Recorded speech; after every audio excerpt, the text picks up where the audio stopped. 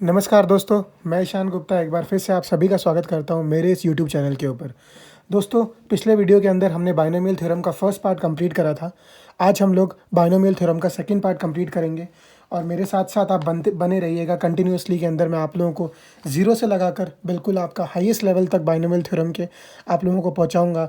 और जितने भी तरीके के क्वेश्चंस आते हैं, चाहे वो नेवी का बैच हो, चाहे वो एयरफोर्स का बैच हो, चाहे वो एक्स ग्रुप का बैच हो, चाहे वो एनडीए का हो, आप लोगों के सारे क्वेश्चंस मैं इसके अंदर मैं कवर करूँगा और जितने ज़्यादा हो सके उतने इंपॉर्टेंट क्वेश्चंस आप लोगों के कवर करूँगा। तो दोस्तों चलिए, कल हम लोगों ने यहाँ पर एक क्वेश्चन को कंप्लीट कर लिया था। अब हम लोग उसी क्वेश्चन को आगे कंप्लीट करते हैं। अब हम लोग एक नया टॉपिक इसी के अंदर स्टार्ट करते हैं।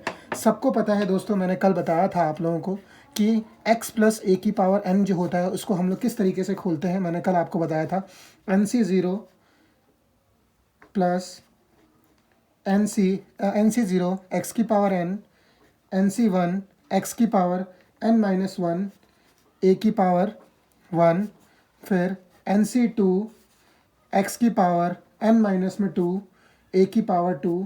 इसी तरीके से हमारी जो लास्ट टर्म होती है वो होती है NCn a की पावर n, और x की पावर क्या हो जाएगा, 0 हो जाएगा। अब दोस्तों इसके अंदर हम लोग अगर स्पेशल केसेस लेते हैं तो चलिए कुछ स्पेशल केसेस देखते हैं हम लोग। सबसे पहला स्पेशल केस देखते हैं। आप लोग मेरे साथ साथ लिख सकते हैं, आप लोगों के नोट्स भी अच्छे तैयार हो जाएंगे। आप लोग इसको लिखते रहिएगा कि पहला स्पेशल केस दे रहे हैं जब x की वैल्यू अगर हम लोग 1 लेते हैं और a की वैल्यू हम लोग लेते हैं x। तो अब देखिए इस केस के अंदर क्या बन सकता है। इस केस के अंदर हमारा जो बनेगा वो टर्म बनेगी 1 प्लस x की पावर n। तो इसको मैं कैसे खोल सकता हूँ, NC0 plus NC1 x plus NC2 x square plus NC3 x cube. इसी तरीके से ये चीज़ आगे बढ़ती जाएगी और ये क्या बनता जाएगा, एक जनरल टर्म बनेगी जो होगी क्या, NCR एक्स की पावर r। ये हमारी जनरल टर्म बनेगी इसकी। और एक लास्ट टर्म बनेगी, वो बनेगी NCn एक्स की पावर n। इसी तरीके से तो हम लोग इसके अंदर लिख सकते हैं कि हमारी जो जनरल टर्म बनेगी वो क्या बनेगी, ये हमारी अब नई इक्वेशन हो गई है। जनरल टर्म रहेगी, वो रहेगी, उसको हम लोग डिनोट करेंगे TR+1 से, और वो होगी NCR एक्स की पावर r। ये हमारी हो गई जनरल टर्म। इसका आप लोगों को ध्यान रखना है। ये जनरल टर्म हमारी कब होगी, जब हमारी इक्वेशन 1 प्लस एक्स की पावर n की फॉर्म के अंदर दी हुई होगी। चलिए अब थोड़ा सा इसके अंदर हम लोग आगे बढ़ते हैं। जनरल टर्म आप लोगों को मैंने बता दी है। अब हम लोग देखते हैं इसके अंदर नंबर ऑफ टर्म्स कितनी होगी। देखते हैं हम लोग नंबर ऑफ टर्म्स जो होती हैं वो कितनी होती हैं। आप लोगों को पहले ही बता चुका हूँ, नंबर ऑफ टर्म्स इस इक्वेशन के अंदर कितनी बनेगी, n+1, और डिग्री भी इसकी कितनी रहेगी, n रहेगी। अब देखते हैं दोस्तों, कुछ मैं आप लोगों को प्रॉपर्टीज़ लिखा रहा हूँ, आप लोग इसको ज़रूर नोट डाउन करिएगा। थोड़ा स्पेशल केसेस हैं, मैं आप लोगों को बता रहा हूँ। सबसे पहला है NC0 की वैल्यू बराबर होती है NCn के, और वो होता है किसके बराबर, 1 के बराबर। ये अगर आप लोग याद रखें तो बहुत ही अच्छा। आप लोग इसको प्रूव भी कर सकते हो, वो मैं आपको बता चुका हूँ कि आप लोग कैसे प्रूव करोगे। फिर हम लोग बताते हैं NC1 बराबर होता है NCn-1 के, और वो होता है n के बराबर। और एक होता है NC2, अगर आपसे पूछा जाए तो वो होता है n-2 is equal to n-1 upon 2। तो इस तरीके से हम लोग इसको खोल सकते हैं। थोड़ा इसको बॉक्स बना के आप लोग साइड में लिख सकते हो। मैं इसको यूज़ करने वाला हूँ, मैं कैसे यूज़ करूँगा वो सब आपको बताऊँगा अभी इसके अंदर। अब देखते हैं, थोड़ा सा आगे बढ़ते हैं। मान लीजिए आपको पूछा जाए कि किसी इक्वेशन के अंदर आप लोगों की ग्रेटेस्ट टर्म क्या होगी। अब ग्रेटेस्ट टर्म जो होती है, मान लीजिए इसी इक्वेशन की बात करता हूँ मैं। इस इक्वेशन के अंदर देखिए जो ग्रेटेस्ट टर्म होगी वो क्या होगी। देखिए यहाँ से भी टर्म की वैल्यू बढ़ती जा रही है और पीछे से भी टर्म की वैल्यू बढ़ती जा रही है। तो आप लोगों को ध्यान रखना है कि ग्रेटेस्ट टर्म जो होगी वो कहीं बीच में होगी। तो उसी चीज़ को मैं लिख रहा हूँ यहाँ पर कि आपकी जो ग्रेटेस्ट टर्म होगी, ग्रेटेस्ट टर्म विल बी, यहाँ पर मैं लिख सकता हूँ ग्रेटेस्ट टर्म यानी सबसे बड़ी जो टर्म होगी, सबसे बड़ी जो संख्या होगी वो होगी कौन सी टर्म, मिडिल टर्म, यानी बीच वाला पद होगा, मिडिल टर्म या फिर बीच वाला पद। अब इसी से रिलेटेड चलिए दोस्तों एक क्वेश्चन लेते हैं। क्वेश्चन हमारा कुछ इस तरीके से है। मान लीजिए आपको दे रखा है 1 प्लस एक्स की पावर 18। आप लोगों को एक क्वेश्चन है 1 प्लस एक्स की पावर 18 और कॉफिशिएंट पूछा है। कॉफिशिएंट मतलब गुणांक पूछा है आपसे। गुणांक पूछा है किसका, 2r प्लस 4h टर्म का and r minus 2h term का वो जो है वो इक्वल है। समझ में आया कि इसका जो गुणांक है, इस टर्म का गुणांक और इस टर्म का जो गुणांक है वो इक्वल है। तो आपसे पूछा है किसकी वैल्यू, r की वैल्यू आपसे पूछी गई है, r की वैल्यू आप लोगों को निकालनी है। तो चलिए एक बार इसको करने की कोशिश करते हैं। क्वेश्चन को कैसे हम लोग करेंगे, देखिए सबसे पहले हम लोग जनरल टर्म बनाते हैं। तो जनरल टर्म मैं बता चुका हूँ, टी आर प्लस 1 टर्म होती है। उसको कैसे लिखते हैं, N C R 1 plus X की पावर का जनरल टर्म मैं आप लोगों को यहाँ लिखा चुका हूँ। जनरल टर्म होती है एन सी आर एक्स की पावर आर। तो इसी को हम लोग यहाँ पर यूज़ कर रहे हैं। जनरल टर्म को हम लोग लिख सकते हैं एन सी आर एक्स की पावर आर। ठीक है, अब ये किसके अंदर होता है, 1 प्लस एक्स की पावर एन के अंदर। तो हमें पता है, देखिए 2r प्लस 4 टर्म है, तो इसको मैं ऐसे लिख सकता हूँ टी 2r प्लस 3 प्लस 1। तो यही हो गया, ये हमारा r हो गया और r प्लस 1 टर्म हो गई। तो इसका गुणांक क्या होगा, इसका गुणांक यानी कोफिशिएंट क्या होगा, 18c। n की वैल्यू कितनी है, 18, ncr होता है। तो ncr, r की वैल्यू यहाँ पर कितनी है, 2r प्लस 3। ये चीज़ समझ में आई, इसका गुणांक आप लोगों ने लिखा, यानी ये इसका कोफिशिएंट हो गया। ऐसे ही मैं अगर बात करूँ r माइनस 2h टर्म का, तो इसको मैं ऐसे लिख सकता हूँ टी r माइनस 3 प्लस 1, इस तरीके से लिखा जा सकता है। तो इस केस में इसका गुणांक कितना हो जाएगा, 18c r माइनस 3। समझ में। अब हमें क्वेश्चन के हिसाब से क्या दे रखा है, क्वेश्चन के हिसाब से हमें ये चीज़ बोल रखी है कि दोनों का जो गुणांक है वो क्या है, बराबर है। तो दोनों के अगर गुणांक को मैं बराबर लिख सकता हूँ, मतलब T 2r plus 1 term plus 3 is equal to T r minus 3 plus 1। दोनों के गुणांक बराबर हैं, तो चलिए दोनों के गुणांक को हम लोग बराबर कर देते हैं। 18c 2r प्लस 3 बराबर हो जाएगा किसके, 18c r माइनस 3 के। चलिए, मैंने आप लोगों को कल एक प्रॉपर्टी लिखवाई थी कि NCX is equal to NCY। अगर आप लोगों को याद नहीं है तो मैं आप लोगों को फिर एक बार शो कर देता हूँ। देखिए कहाँ पर ये रही प्रॉपर्टी जो मैंने आप लोगों को लिखवाई थी कि NCX अगर NCY के बराबर हो तो वो होता है क्या, x प्लस वाई बराबर होता है किसके, n के। तो यहाँ पर देखिए x की वैल्यू क्या है, यहाँ पर देखिए x की वैल्यू ये है, y की वैल्यू ये है और n की वैल्यू क्या है, 18 है। तो हम लोग इसको बराबर लिख सकते हैं। तो यहाँ पर हम लोग इस प्रॉपर्टी को यूज़ कर रहे हैं, NCX बराबर NCY। तो यहाँ पर हम लोग प्रॉपर्टी क्या यूज़ कर रहे हैं, x plus Y is equal to n। तो इस प्रॉपर्टी को हम लोग जनरली यहाँ पर यूज़ कर रहे हैं। तो यहाँ पर मैं लिख सकता हूँ 2r plus 3 plus r minus में 3 इज इक्वल टू 18। लिख सकता हूँ मैं x plus Y is equal to n यानी 18। तो यहाँ से मैं r की वैल्यू निकाल सकता हूँ 6। देखिए मैंने किसी को भी सॉल्व नहीं किया है, इसीलिए हम लोग प्रॉपर्टीज़ को यूज़ करते हैं, क्योंकि प्रॉपर्टी से क्वेश्चन जो होता है वो हमारा बहुत आसान हो जाता है और बहुत जल्दी खत्म हो जाता है। एक तरीका ये है कि आप इसको सॉल्व करिए, खोलें, इसलिए मैंने आपको वो चीज़ पहले ही लिखवा दी थी कि हाँ आप लोगों के वो बाद में काम आने वाली है। तो इसी को हम लोग यूज़ करते हुए r की वैल्यू निकाल सकते हैं। आप लोगों को r की वैल्यू ही पूछी गई थी इस क्वेश्चन के अंदर, कि आप लोगों से r की वैल्यू पूछी थी, आप लोगों ने r की वैल्यू निकाल दी। समझ में आया। तो अब ये थी एक इम्पॉर्टेंट प्रॉपर्टी। इम्पॉर्टेंट प्रॉपर्टी क्या थी, मैं आपको वापस लिखाता हूँ। ये प्रॉपर्टी क्या थी, प्रॉपर्टी ये थी कि 1 प्लस एक्स की पावर n वो होता है क्या, NC0 plus NC1 x plus NC2 x square plus NC3 x cube. इसी तरीके से जो आपकी लास्ट टर्म होगी वो होगी NCN एक्स की पावर n। तो ये हमारी मेन प्रॉपर्टी जो है वो आप लोगों को याद रखनी है। अब इसके कुछ स्पेशल केसेस बनेंगे जो मैं अभी आपको लिखवाऊंगा, तो चलिए नोट डाउन करिए मेरे साथ साथ। पहला जो स्पेशल केस रहेगा वो ऐसा रहेगा, आप लोग मुझे बता दीजिएगा। आप लोग मुझे मेरे इंस्टाग्राम अकाउंट पे भी फॉलो कर सकते हो, मैं आप लोगों को लिंक ऑलरेडी भेज चुका हूँ मेरे, आप लोग सब्सक्रिप्शन कमेंट बॉक्स के अंदर आप लोग देख सकते हैं मेरे इंस्टाग्राम अकाउंट के अंदर। आप लोगों को अगर कोई प्रॉब्लम आती है तो आप लोग मुझे पूछ सकते हो कि हाँ ये चीज़ मुझे समझ में नहीं आई है। मैं आप लोगों को नंबर तो नहीं प्रोवाइड करूँगा, पर हाँ आप लोग उस अकाउंट के अंदर मुझे फॉलो कर सकते हो, मुझे मैसेज कर सकते हो, और अगर आपकी कोई प्रॉब्लम होगी तो मैं उसको ज़रूर सॉल्व करने की कोशिश करूँगा। ओके दोस्तों, तो चलिए हम लोग आगे क्वेश्चन करते हैं। आगे क्वेश्चन लेते हैं। मान लीजिए इसी के अंदर हम लोग प्रॉपर्टी, जो मैंने आपको क्वेश्चन लिखवाया था उसी के अंदर कुछ प्रॉपर्टीज़ लिखवा रहा हूँ। प्रॉपर्टीज़ जो है, मान लीजिए पहला केस हम लोग लेते हैं जब x की वैल्यू 1 हो।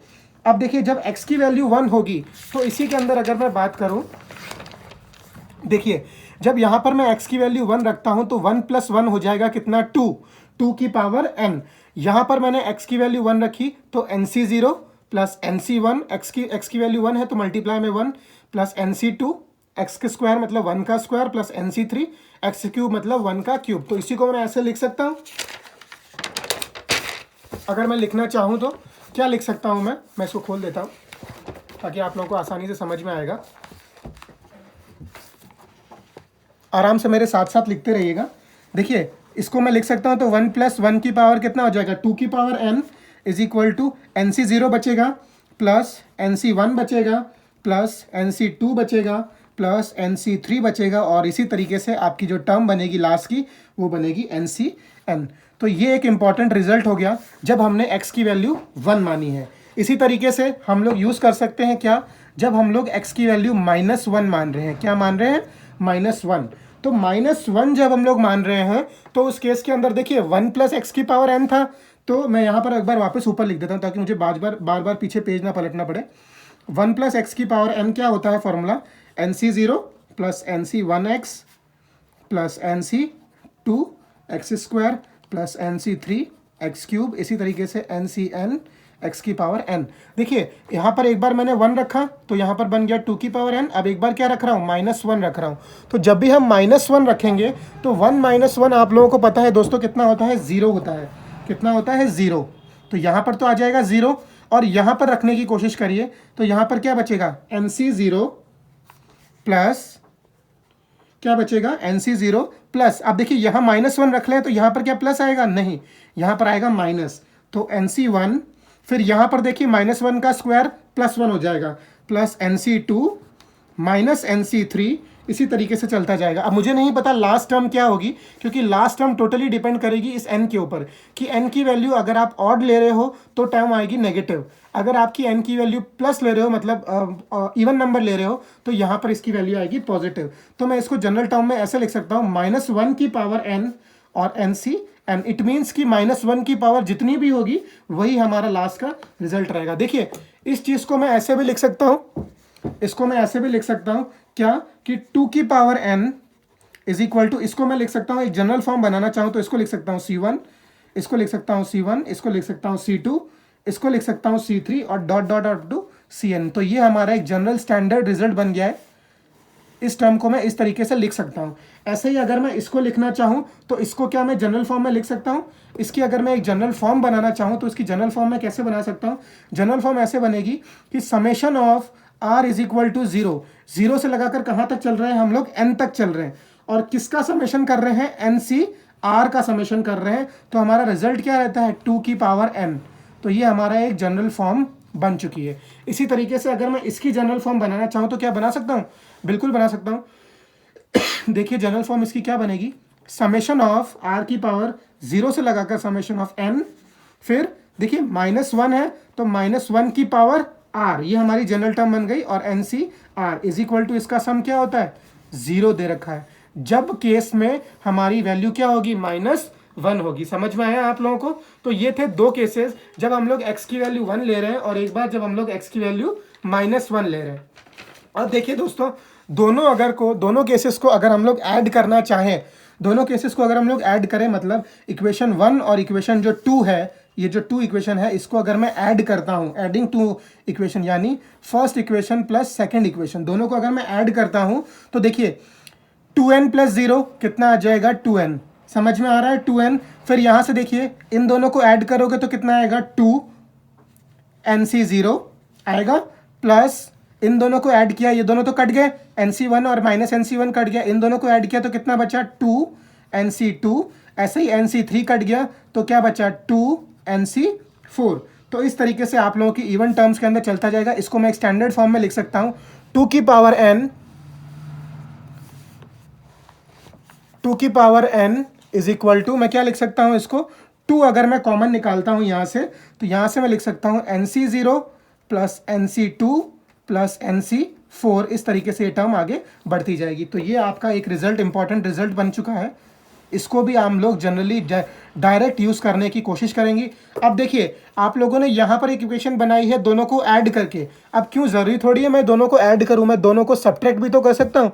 तो यहाँ से अगर मैं सब्ट्रैक्ट करना चाहूँ तो फर्स्ट इक्वेशन में से अगर मैं सेकेंड इक्वेशन को सब्ट्रैक्ट करता हूँ तो दोनों को सब्ट्रैक्ट करिए। देखिए 2n और 0 दोनों को सब्ट्रैक्ट किया तो कितना आएगा, 2n आएगा। ऐसे ही इसको इससे सब्ट्रैक्ट करेंगे तो क्या आंसर बचेगा, 2 टाइम्स ऑफ, देखिए अब मैं थोड़ा डायरेक्ट लिखने की कोशिश कर रहा हूँ, 2 टाइम्स ऑफ क्या बचेगा, NC1। देखिए NC1 क्योंकि ये दोनों प्लस हो जाएंगे, क्योंकि ये दोनों टर्म्स कट जाएगी। अब इवन वाली टर्म्स तो सारी कट जाएंगी और केवल ऑड वाली टर्म्स बचती जाएंगी। तो क्या बचेगा, NC3 प्लस NC5। इस तरीके से ये चलता जाएगा। तो ये हमारा एक और रिजल्ट बन गया जब हमने दोनों टर्म्स को क्या किया, सब्ट्रैक्शन में कर दिया। तो समझ में आया। और अगर मैं इसका एक स्टैंडर्ड फॉर्म लिखना चाहूं तो इसकी स्टैंडर्ड फॉर्म में लिख सकता हूं क्या, इसकी स्टैंडर्ड फॉर्म में क्या लिख सकता हूं, इसकी स्टैंडर्ड फॉर्म कुछ ऐसी होगी कि NC0 plus NC2 plus NC4 plus, इसी तरीके से चलता जाएगा और हमारी जो टर्म का समेशन आएगा वो आएगा 2n-1। कैसे आया 2n-1, थोड़ा सा दिमाग लगाइए। ये टर्म देखिए 2 है तो इस 2 को मैंने यहाँ पर नीचे भेज दिया इसके डिवाइड में, तो एक 2 तो पहले से था और ये ऊपर आके -1 हो जाएगा। तो ये हमारा रिजल्ट बन गया। इसी तरीके से अगर मैं इवन टर्म्स का लिखूँ तो NC1 plus NC3 plus NC5, इसी तरीके से हमारी जो टर्म बन जाएगी लास्ट की वो 2n-1। ये कुछ जो रिजल्ट लिखा रहा हूँ ना दोस्तों, ये आप लोगों को याद भी रखने हैं और आप लोग मेरे साथ साथ नोट डाउन करते रहिएगा ताकि आप लोगों के एक अच्छे प्रॉपर नोट्स बन जाएंगे, ताकि आप लोग जब भी एग्जाम का टाइम हो तो उस समय आप आराम से इसको देखोगे तो आप लोगों को हर चीज़ बिल्कुल आसानी से याद रह जाएगी। समझ में आया। तो चलिए दोस्तों एक क्वेश्चन ले लेते हैं हम इसी से रिलेटेड कि क्वेश्चन किस तरीके से इस क्वेश्चन आता है इसके अंदर। देखिए क्वेश्चन लेते हैं, आप लोगों को बताना है sum of, find the sum of, sum मतलब जोड़, ऑफ ऑड कोफिशिएंट, ऑड जो कोफिशिएंट होते हैं, ऑड कोफिशिएंट, कोफिशिएंट का मतलब गुणांक, यानी कौन से, विषम गुणांक का योग बताना है आपको 1 प्लस एक्स की पावर n।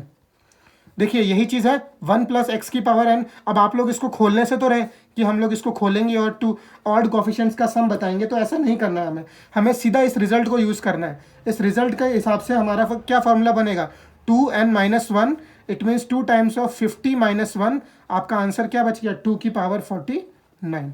सीधा आप लोगों का ये आंसर आ जाएगा। समझ में आया कि इसके क्वेश्चंस किस तरीके से बनते हैं। चलिए एक दो क्वेश्चंस और लेते हैं, आप लोगों को और आसानी से समझ में आएगा कि हम लोगों के क्वेश्चंस किस किस फॉर्म के अंदर आते हैं इसके अंदर एग्जाम के अंदर। देखिए अब आपका एक क्वेश्चन है, वो है फाइंड द सम,